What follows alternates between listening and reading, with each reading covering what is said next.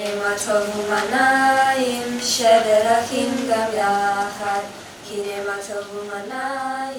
be the eternal God who has made me a Jew. Praise be the eternal God who has made me to be free. Praise be the eternal God who helps the blind to see. Praise be the eternal God who clothes the naked. Praise be the eternal God who frees the captive. Praise be the eternal God who lifts up the fallen.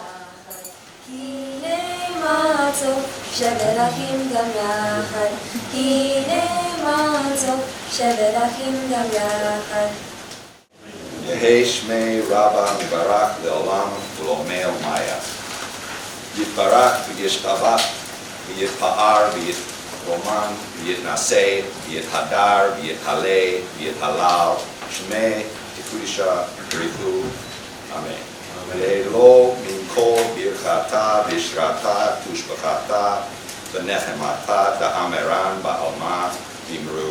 Amen. Hear, O Israel, the Eternal One is our God, the Eternal God alone. Baruch Shem Kavod Ma'aseh Le'olam Va'ed. Blessed is God's glorious majesty forever and ever. You shall love your eternal God with all your heart, with all your mind, with all your being. Set these words which I command you this day upon your heart. Teach them faithfully to your children. Speak of them in your home and on your way, when you lie down and when you rise up. Bind them as a sign upon your hand. Let them be symbols before your eyes. Inscribe them on the doorposts of your house and on your gates. Be mindful of my mitzvah and do them. So shall you consecrate yourself to your God. I am your eternal God, who led you out of Egypt to be your God. I am your eternal God. The Torah and the sages tell us how to behave. The commandments tell us what we can and cannot do. Most of us know the 10 Commandments, right? But there are actually a total of 613 commandments. Some of them cannot be performed today because they relate to rituals performed at the temple in Jerusalem. And that temple was destroyed 2,000 years ago. Being a Jew and following all these rules is very difficult. I do not think any person could ever understand everything, even if they devoted their entire life to Jewish studies. But I have tried to understand a little bit in preparation for this day. One of the ways I have studied is by studying the great words of rabbis. Rabbis and sages talk about the importance of the commandments. I would like to talk about a rabbi named Hillel. Hillel, also known as Hillel the Elder, is one of the best-known sages of the Talmud. He lived during the last century before the Common Era, served as the head of Sanhedrin, the ancient rabbinic tribunal, and was the founder of the House of Hillel, Beit Hillel in Hebrew, a Jewish school of law. Though little has been firmly established about Hillel's biography by historians,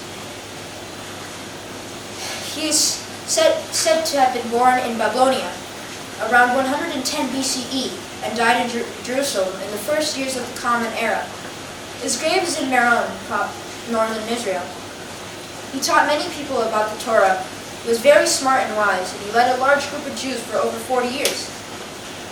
Probably the most famous story about Hillel and his profound wisdom is the story of Hillel and the convert. I have learned from my studies that to be a good Jew is not to be selfish, to care about other people, be honest, be a respectful person, not to insult or embarrass others, not to gossip about others, to be trustworthy, to fulfill my promises, to care for the poor, to help those in need, not to take revenge, not to bear a grudge, and to respect my father and mother.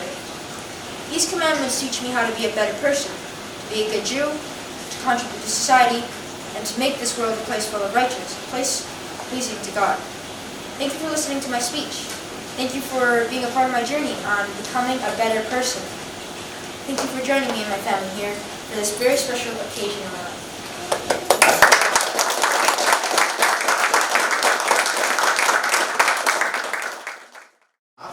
For you, for your study, to take, for your continued study.